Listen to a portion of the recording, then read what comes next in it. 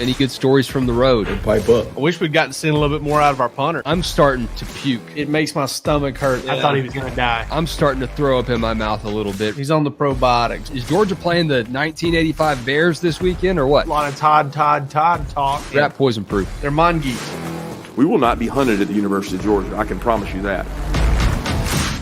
The hunting that we do will be done from us going the other direction. All right, it's still the Georgia show, even though Palmer and Jake are in Cali for an IA. What's up, gentlemen? Where are you right now? Jake, you're muted. I'm just letting you know right away so you don't get into some trouble here. Where are y'all?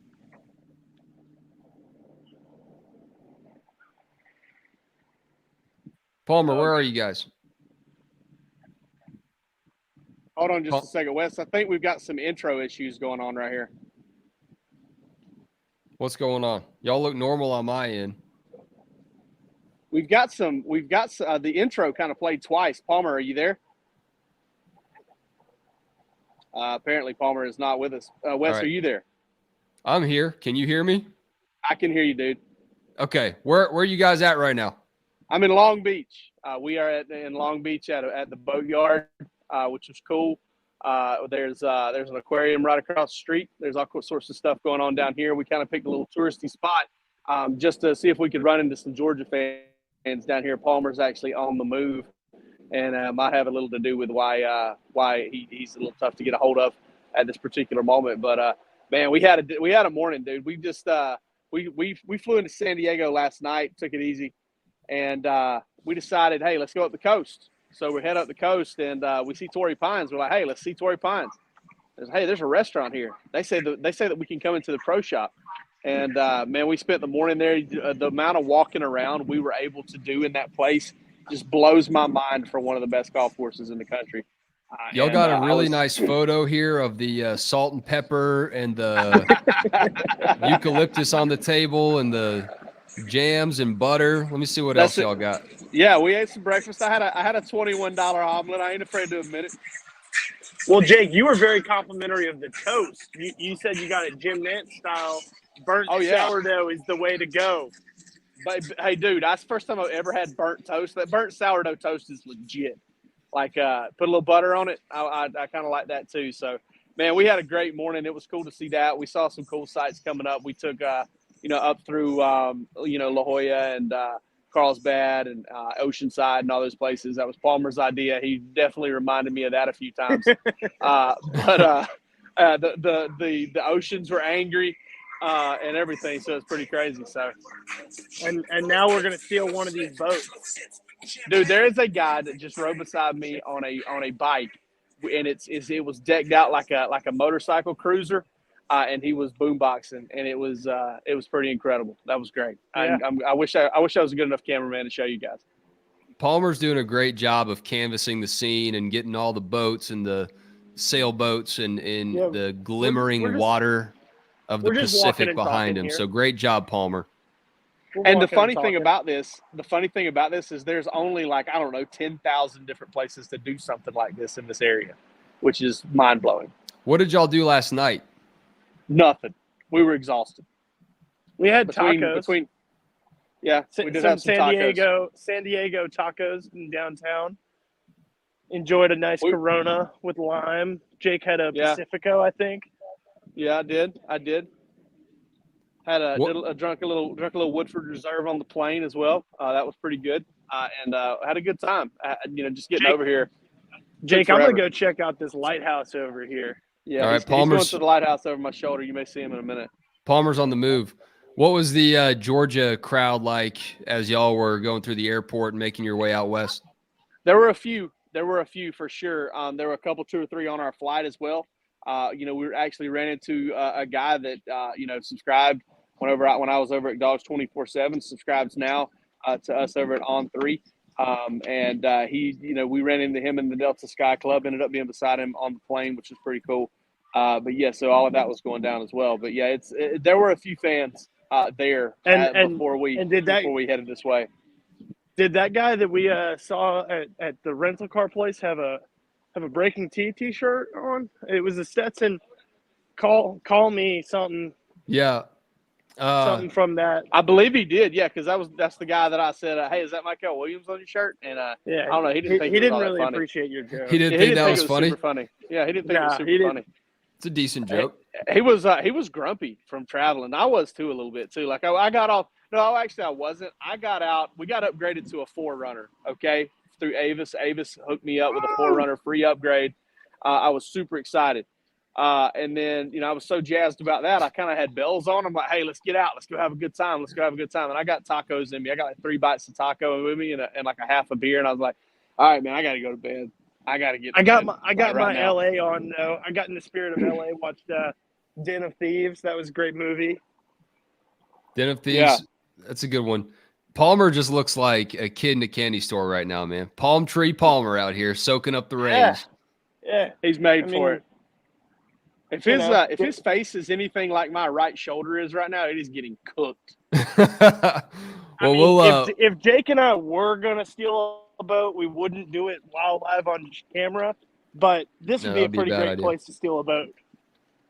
All right, well, let's cut right to the chase, guys. Big boat right there, guys. That is a big boat, PT. I know you guys are with Dawgs having a fine time out there, but here's the newsiest thing of the day. I was at Georgia's team departure as they loaded up on the buses to head to the airport. And the first guy, other than Robert Beal, who you see running away right there if you're watching on video, was Darnell Washington. And this thing is kind of like a Rorschach test. Some people have watched it and said that Darnell's not limping at all.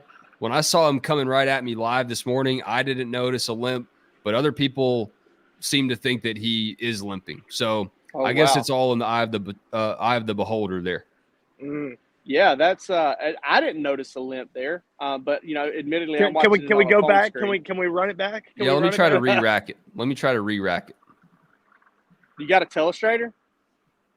I had to re-rack the entire video file. I just want Wes to do a John Madden and be like, boom, see, wait, right there, boom. I wish we had the telestrator. That would be pretty sick. All right, here we go.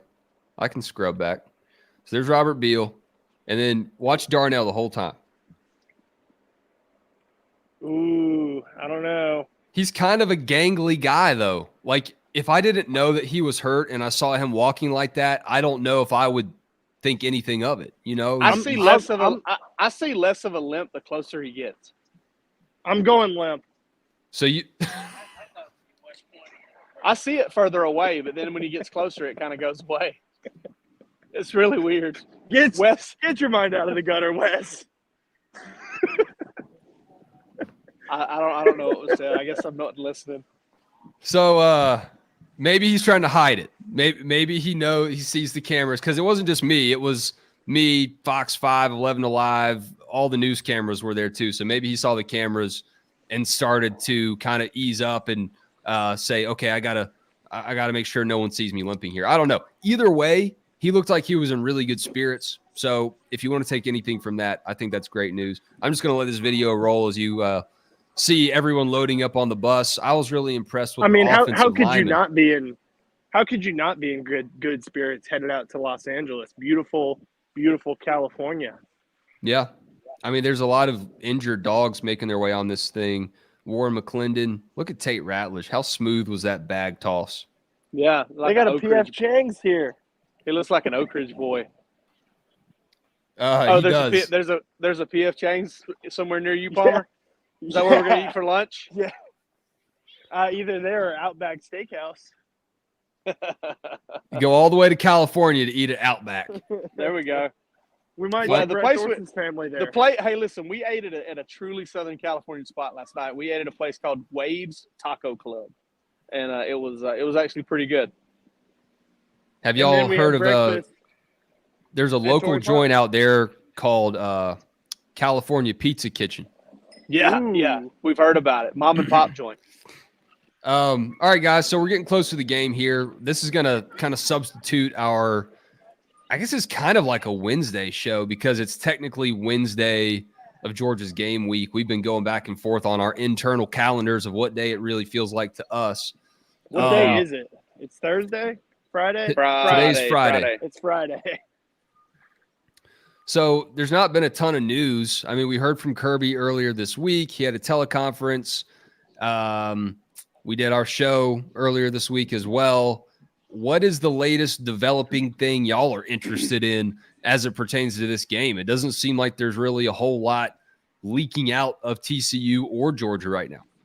Yeah, I think it's, you cover these games. It's the third time I've done it. And what ends up happening is you end up covering it so hard for 14 games, and you end up covering it especially hard after that long layoff between the SEC championship game and the playoff, that you really end up kind of emptying the tank there, and you get a lot of the news out. And if there's nothing significant, like if you're not following something day by day by day, which I guess you could be with the Darnell Washington thing, I'm still of the opinion I'm going to be a little bit surprised if he plays. And I'll definitely be surprised if he plays more than just a handful of snaps. But other than that, there's just not there's not a whole lot of storylines coming. There's not a whole lot of things you're discovering. I'm ready for media day because I want to talk with Arian Smith, and I want to kind of find out what's the last few days been like for him. Coming off of an impactful performance like that, and there's analysis. There's a lot we can talk about, but there's just not a whole lot of development. And like you said, that was the newsiest thing that happened right there. What we're looking at, Georgia loading up on buses and getting ready to come out here. I do think it's interesting though. They're coming in today. They're going to land around 3:10 local, right? They're going to practice. Today's a Wednesday practice, and for a Wednesday practice, it's one of the more physical practices. It's a very involved practice. I was interested. I find it interesting that they're going to fly in. They're going to put these guys on a 4.5, 5 hour flight and then practice them. But I guess the other way around wouldn't be a great thing either. You get them all sore and everything, and then cramp them up on a plane. Maybe that's not the best thing for them either. But I just thought that was kind of something that caught my eye. Well, if their flight is anything like it was to the Rose Bowl, and they all flew in like first class, I don't know if that's how they're going out there this time around. Yeah, they flew like Delta One with the pods. Indy too. Yeah, they flew with the pods. With they had their own space, which is incredible. That's like I think, and I don't know if the whole plane is like that. I guess it is. I guess it has to be. That's pretty incredible. I mean, if they've got the room, they can spread out and do a. Lesnies. What? I said.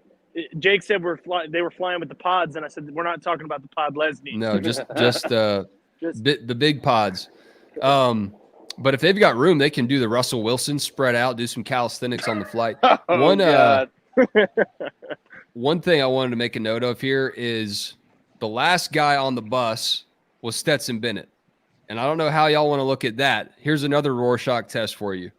Spin zone is he was inside studying for TCU up until the final bell, last guy out of the facility, championship mentality, or you don't really like the fact that your quarterback was the very last guy on the bus.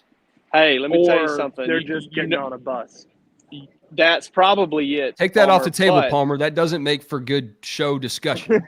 Listen, you know what they say about wolf packs, right? That the alpha male, he doesn't walk out front. He walks at the back to keep everybody kind of in a part of the pack. Nobody gets straight off. Nobody gets hurt without him being able to see it and keep his eyes on it. That's what the alpha wolf does. That's it's bro. Like the captains. It's like the captains of any of these boats. They're going to be the last person on that ship. If it's going down, they're going to be the last one there. I like that. Now, I like that a lot. Now, I think Georgia doesn't want its metaphorical ship to be going down. But if it were, Stetson Bennett probably. Yeah, there's some angle holes in that, Palmer. In this situation, I'm assuming Athens is the sinking ship here, and he may be right. For all I know, I don't know if the rain has stopped there, Wes, but I think we're it's beautiful today danger there. So thank goodness it's beautiful here too, which is nuts that it stopped raining on two ends of the country at the same time, basically. You know what else is beautiful? Lighthouse, I think. You know what else is beautiful is what'd you say, Palmer? He said he's almost made it to the lighthouse. He thinks. I swear to God, that lighthouse is 100 yards behind me. I don't know Are you lost? It took him so long. Well, Jake, I mean, I can't walk across water.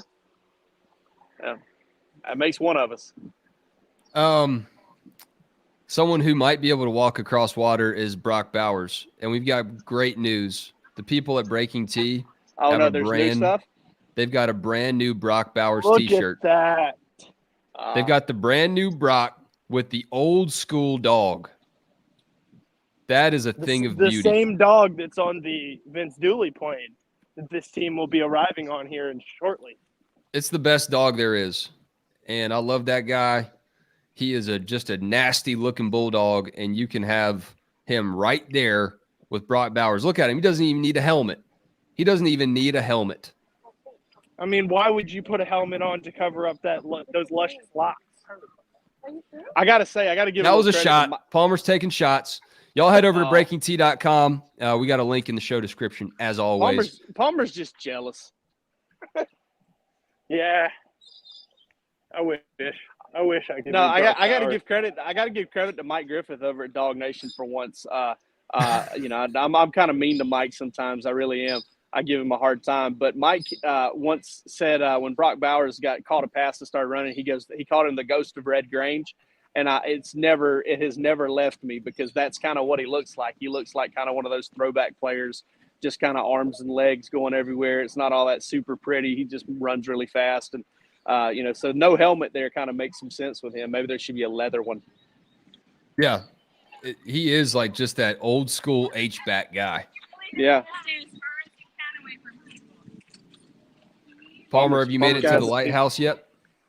No, I had to stop for a second. I had a family of bikers coming up on me. They were ready to attack. Oh, you got the I wish Sons I of could. Anarchy out there. What we got going on? fans. What we got going on as far as comments, Wes? We got anybody in the comments with us today? I know we're coming into them at a really different time, and that usually kind of kills the interaction. Let's see what we got. I bet there's a lot of Uncle Go Glenn? Dogs in there. Uncle Glenn, I've not seen Uncle Glenn today. Uncle Glenn's playing 18, man. 9 Iron Dog Somebody said needs he to counted 3 of Gina's boats behind you. Oh yeah, Somebody needs to check I- on Uncle Glenn.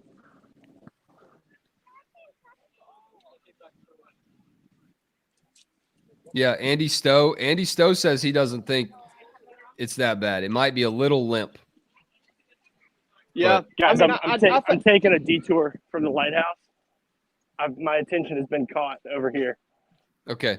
Joy Drummond We've gotta asks, take is it supposed to rain in LA on Monday? Have y'all checked the forecast? It is. It is supposed to rain, absolutely. But there's a dome, so it's not really a big deal.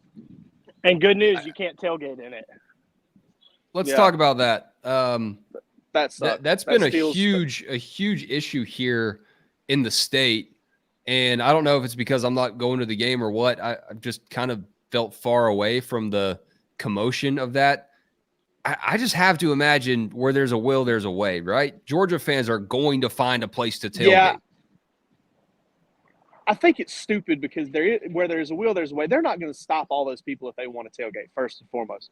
Number two, it's just college football, so let's get with it. Number three, let's as much as it irks me, let's don't make too big of a deal about it because I don't believe, that folks are bringing the portable, the smoker or the portable Coleman on the plane. The green egg. Okay, so and unless you want to, I mean, maybe some folks drove out here. There's some RVers, so maybe they brought it all the way out here. But I don't know. I just don't. I think it's a little bit overblown, while at the same time being like it makes me snarl because it does kind of suck that they would do this to a college football game. I mean, shoot, tailgating's big for pros too. It's not like it's just a college thing. Yeah. Let's see you snarl. Let's see your best snarl, Jake. What's it like inside SoFi Stadium? I thought there was it looks like there's holes in the roof. I don't know. It says fixed roof. That It says doesn't fixed sound roof. structurally that doesn't sound very good structure there if it's got holes in the roof. All I know is it's categorized as a fixed roof stadium. Yeah. It's just a huge, just natural light. Not the beer. Like they just let natural light flow in. Yeah, and I'll tell you this about it too. It's definitely a more stadium-looking place than the football barn that they played in last year in Indianapolis. That kind of just football box that was beautiful from the outside, but at the same time just looked very odd. It looked like a very odd place to play a football game. Yeah, I went to Basketball town. not a media party, but like a sponsored party or something in one of the high rises, one of the like few in Indy last year, and it was kind of above the barn, and it just looked like a huge house. And you go from playing in this brick structure, looks like a cathedral almost, to playing in like a spaceship at SoFi. It's a pretty cool experience for Georgia fans, and I know that everyone's going to enjoy that. Brian Deaton's asking about the Delta Sky Club. How'd that go? Oh, it was great, man. We had a good time. A little tequila lime soda. I didn't really eat anything. First thing I did when I got there is I took a nap. It took me about a little 20-minute nap. Young Palmer out there just grinded out content like he always does. I got up, had a couple drinks, did some stuff on the boards, did some work myself, and then we were next thing you know, we were on the plane for 4.5 hours and watched the new Top Gun Maverick on the plane. Both of us did. Watched Inglorious Bastards on the plane. That was fun too. And it took up the time. 4.5 hours. That's a long flight. I was Top Gun into Ocean's 12 on the plane as my movie. It's a good mix. Jake, are you all right? Yeah, I just my glasses keep fogging up. Getting emotional out there. No. Lou Major says that you guys see. Emotional. I can see the base of the lighthouse. He's almost there, guys. Palmer's Lighthouse Trail. We're going to do a map after this and just trace Palmer's Trail all the way up. Lou Major says that Urban Myers apparently said on his podcast that if Stetson Bennett wins this game, he'll go down as one of the greatest quarterbacks, not just greatest Georgia quarterbacks, not just a guy, one of the greatest college football quarterbacks of all time. I think Georgia fans maybe for once will actually like what Coach Urban Myers has to say. I think you definitely got to consider it. They're the guys with the number of quarterbacks that have won back-to-back titles, not a very long list. I mean, I can't imagine it's a very long list. Maybe it is. But, putting yourself in there, I would say maybe a dozen max, 10 maybe. I don't know.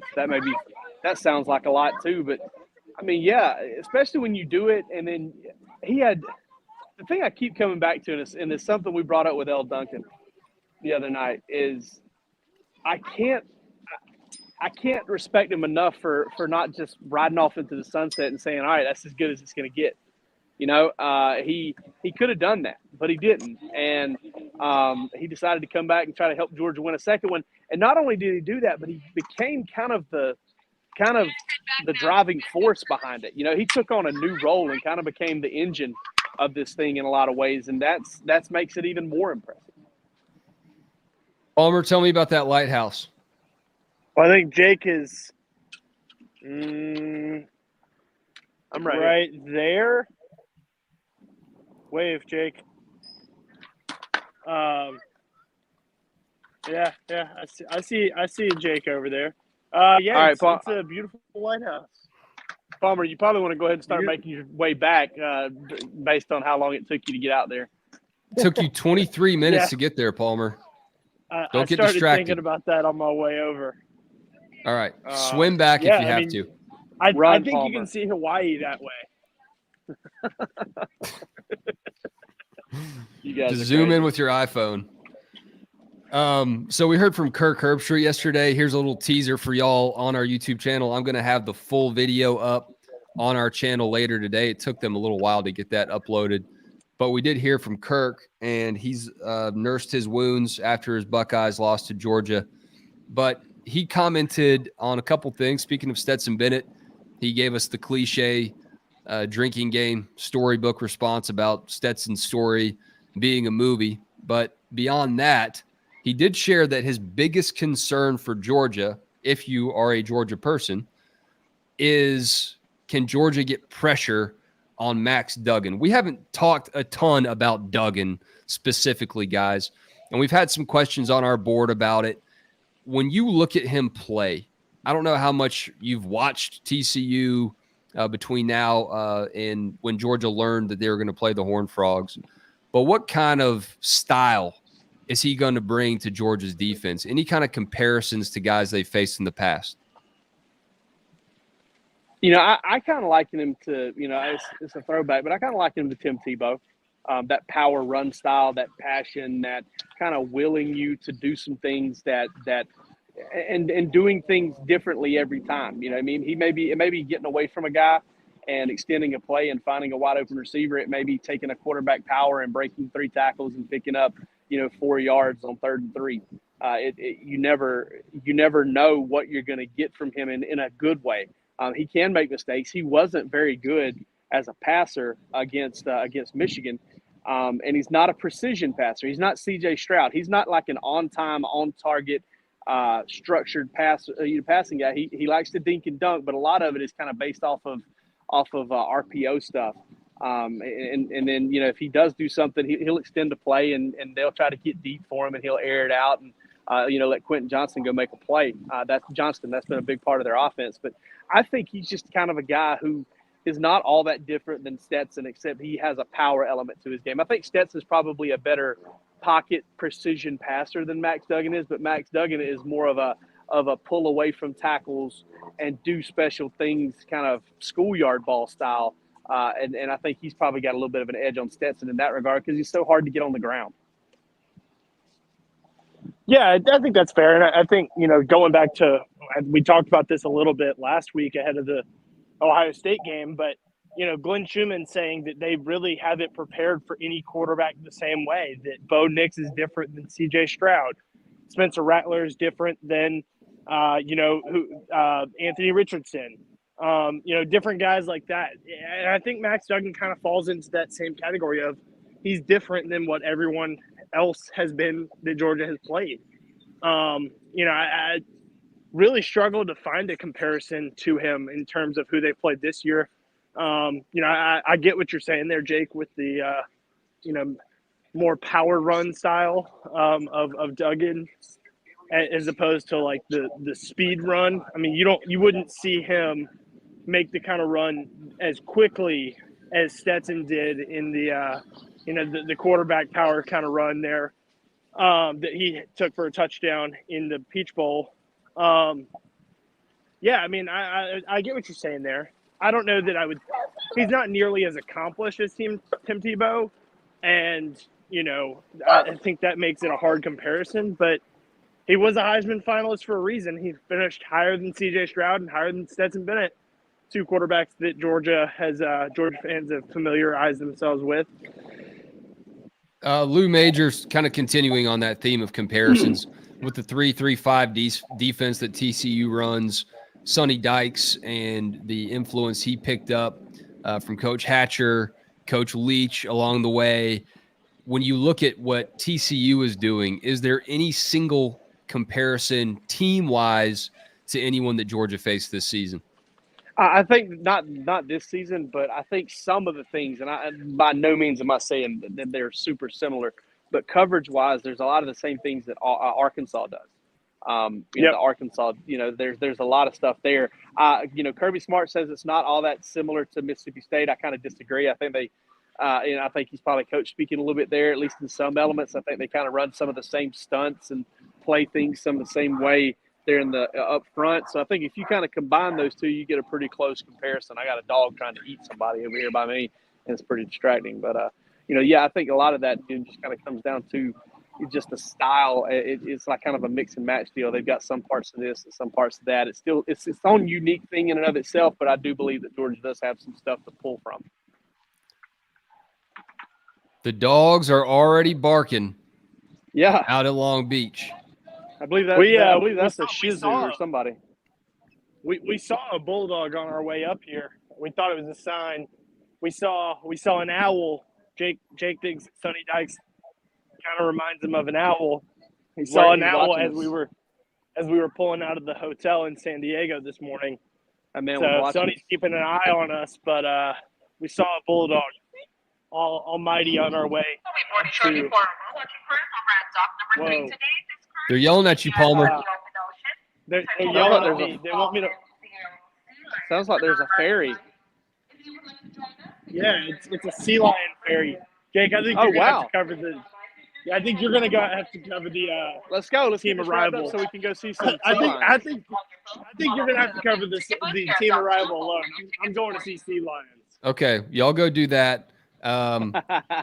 Someone asked me if I'm still feeling like Munson about the game. Andy Stowe asked me. Starting to think I'm starting to come back over to the dog side. We'll see. We'll see what happens. Palmer and Jake, thank y'all so much. Enjoy the West Coast. Eat all the tacos, drink all the tequila, and bring home a dub. We will see y'all live again Monday afternoon. I think around 4:30 Eastern is what we said leading up to the game. So y'all set your calendar, set your clocks by that, and keep up with these guys on DawgsHQ.com as they will get to hear from Kirby Smart tonight and Media Day tomorrow where you'll hear from everybody. So that'll be great. And then the media party coming up too. So please survive that, gentlemen. We'll catch you soon. Top golf. Y'all have a great weekend. Peace. See y'all.